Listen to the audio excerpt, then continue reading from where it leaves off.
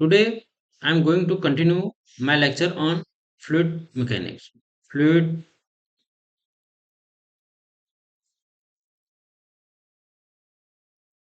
mechanics. Fluid mechanics, three branches of fluid mechanics. Number one is fluid statics. Number two is fluid kinematics. Number third one is fluid dynamics. In a fluid statics, as name indicates, when the fluid at rest, the study of incompressible fluid under static condition. This is also called hydrostatics, right? So incompressible fluid generally consider uh, considered as liquids. For example, water in a dam.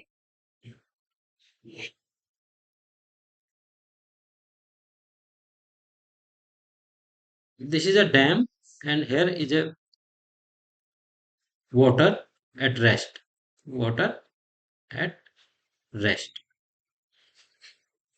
So how much force acting on the wall of the dam we study under fluid statics. And also fluid static deals with the compressible gases. The compressible static gases. Compressible static gases means when the gases, any container, for example, any cylinder, gases are there. So, so this is also comes under the fluid statics. In a fluid kinematics, deal with the velocity, acceleration, and pattern of flow. But here in fluid kinematics, we did not study the causes of the flow. Means what are the causes that flow fluid is flowing. But in a fluid dynamics, deal with the relationship between the velocity and acceleration of fluid with forces. Here we study velocity and acceleration and also with relation with the forces. Okay. So in a fluid statics, we study Pascal's law, hydrostatic law,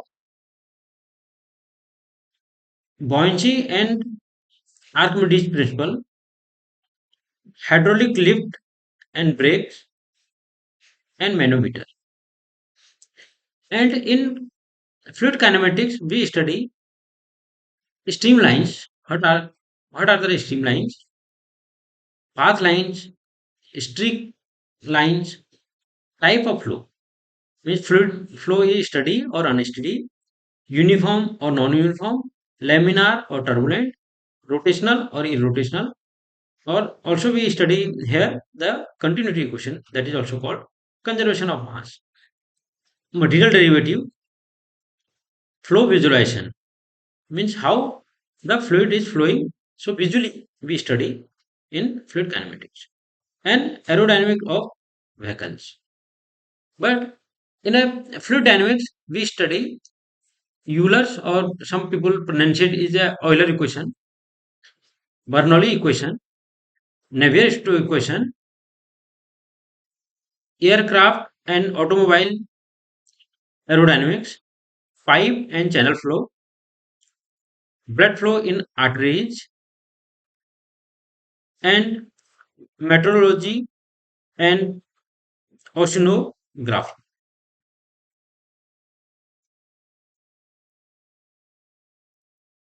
Next topic is compressible and incompressible flow. What does the mean by the incompressible flow? Incompressible flow means the flow is said to be incompressible if the density remain nearly constant.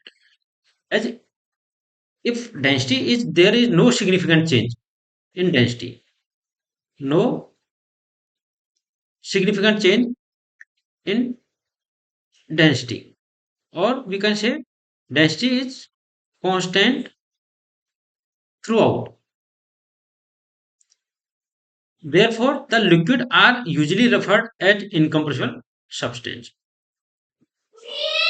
For example, a pressure of 210 bar causes the density of liquid water at 1 atmosphere to change by just 1%. Means if we want to change the density of water at 1 atmosphere, water at 1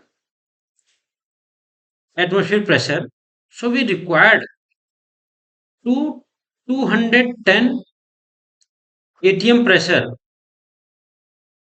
atmosphere pressure, to change its density, change its density rho to by just 1%, by 1%, means only 1% changing the density of water, we require 210 atmosphere pressure, so that is very high. But in case of gases, we just require change in pressure only 0.01% atmosphere pressure to change its density 1%, right? So gas flows can often be approximated as incompressible if are density changes are under about 5%. If if any gas is flowing, so if it's fluid flow, so if density change is 5%, so in this case we consider it is as a it is incompressible if it is less than 5%. If it is more than 5% density change, so we will consider as a